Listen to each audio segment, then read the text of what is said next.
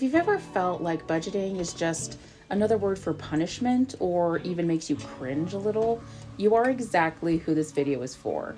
But here's the thing, budgeting isn't about cutting out your favorite iced coffee or never having fun again. It's about telling your money where to go instead of wondering where it went. In this video, I'm breaking down what a budget actually is without shame, without jargon, and without overwhelm. We're not doing spreadsheets that feel like math class. We're not judging your Starbucks order. We're not even doing the whole shame yourself for overspending thing either. This video is your crash course. I'm going to walk you through my full bare budget method step by step. So by the end, you'll have a working budget that actually makes sense for your life. There's no shame here, just real talk for beginner budgeters. So let me break it down like this. A budget is simply a plan for your money, and that's it. It's not a punishment. It's not a prison. It's a permission slip. Permission to spend, permission to save, to breathe, to tell your money where to go on purpose instead of wondering where it went at the end of the week. Think of your budget like a Google Maps route. You're still in the driver's seat. It just tells you the best way to get to where you want to go, and you get to reroute as often as you need. The problem is most people were never taught how to budget, especially in the US.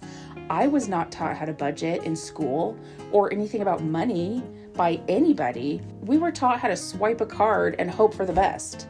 And when things go sideways, we blame ourselves like it's a character flaw, but it's not. You're not bad with money. You're just learning a skill you were never taught. That's why I created this channel, and that's why I'm starting this video series for beginners. There's no fluff, no shame, just a super simple, beautiful, doable way to finally feel in control of your money. So whether you've tried budgeting and quit, or you're starting for the very first time, this is your fresh start. Step 1, change the way you think about budgeting. Most of us were taught budgeting is about restriction and is for people who messed up or need to be more disciplined. But budgeting isn't a punishment, it's a tool. It's how you can be intentional with your money. It's not about spending less, it's about spending on purpose. I'm talking about budgeting in a way that actually makes sense for real life. The kind where rent's due, you're tired, groceries are $100 more than they were last month, and you just want to feel like you're not drowning.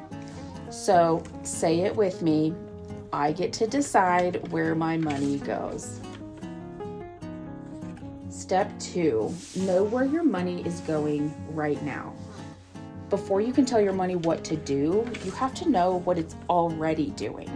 Don't skip this step. Open your bank account, look at your spending from the past 30 days, just observe, don't judge it. You're just gathering data. These are the things you want to look for. Your fixed expenses like rent, subscriptions, variable expenses like food, gas, shopping, and random stuff like that 3 a.m. Amazon order. This part can be uncomfortable, but it's powerful because now you know what's actually happening. Also, if you're visually minded like me, I recommend grabbing a notebook and jot things down as we go. Writing it out can make the whole process click in your mind even faster. Step 3, build a zero-based budget. A zero-based budget means you give every dollar a job.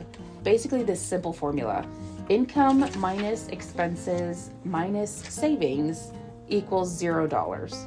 Every dollar has a place, whether that's bills, groceries, sinking funds, savings, self-care. It doesn't mean that everything is set in stone. Your money should fluctuate with your lifestyle and your money habits. But here's where you can start. Take your total income for the month, subtract your fixed bills first, so things that you need to live, then estimate your variable costs like food, gas, toiletries, things that fluctuate week to week. Then add something into some kind of savings, even if it's just $5, or a sinking fund. And a sinking fund is things that you can save up for over time, like holidays.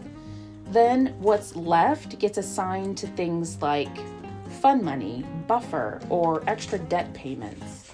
And that's it. Your budget is done when your income minus all of that equals 0. Step 4, try cash stuffing. It's optional, but it's powerful, especially for those who are visually minded. If you want to feel more connected to your money, try using cash for certain categories, especially ones you tend to overspend on, like eating out or Target runs. You can start by making simple envelopes for categories like groceries, gas, spending, fund money, personal care. Try taking out cash once a week or maybe bi-weekly.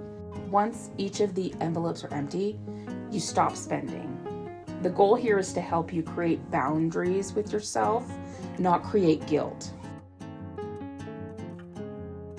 Step 5, make it work for you and your money habits. Your budget doesn't have to look like mine or anybody else's. Customize it. Budget weekly instead of monthly. The best way I can keep myself on track is to budget weekly. Then there's digital trackers instead of pen and paper, or you can try a mixture of both, physical and digital. Experiment with small categories or more broad ones. There's no one right way. The right way is the one you'll stick to. The cash stuffing community here on YouTube and also on Instagram is so generous and helpful. I recommend finding and following cash stuffing YouTubers to get some budgeting methods and ideas to incorporate into your budgeting routine. So repeat after me. My budget is allowed to evolve. Step 6, track weekly, adjust monthly. Consistency beats perfection every single time because there is no perfection. Practice makes permanent. At least at the beginning, I recommend checking in with your budget weekly. What's working? What's not working? What money habits work for you and what habits can you let go of? What types of tracking methods work for you? Don't be afraid to tweak it each month or even each week. I've been budgeting this way for about a year now, and we still make adjustments. Life changes. Your budget should too. Step 7, keep it simple, keep it beautiful. If your budget feels like a chore, you won't do it. So make it fun and make it you. Try using stickers, binders, dashboards, which are decorative pages you can put in front of your budget binders as either decoration or a year-at-a-glance calendar, or they can also come in like reusable bills tracker that you can put in the front of your binder. Other cute trackers and savings challenges, which are like decorative tracker cards that help you save in a fun way. Get or make your own pretty envelopes that is your style. There's tons of sellers available on Etsy or cash stuffers here on YouTube that have their own websites. I have my own Etsy shop, which is linked in the description. And don't forget some motivational notes or quotes.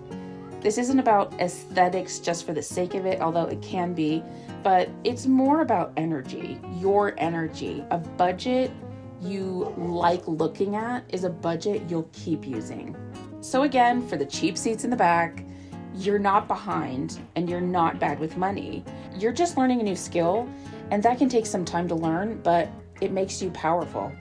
If this helped you, let me know in the comments. And if you want tools or ideas to help you budget, subscribe to my channel and stick around. And then the next episode of this series, I'm breaking down how to track spending week by week, even if your income is inconsistent. I'll see you there.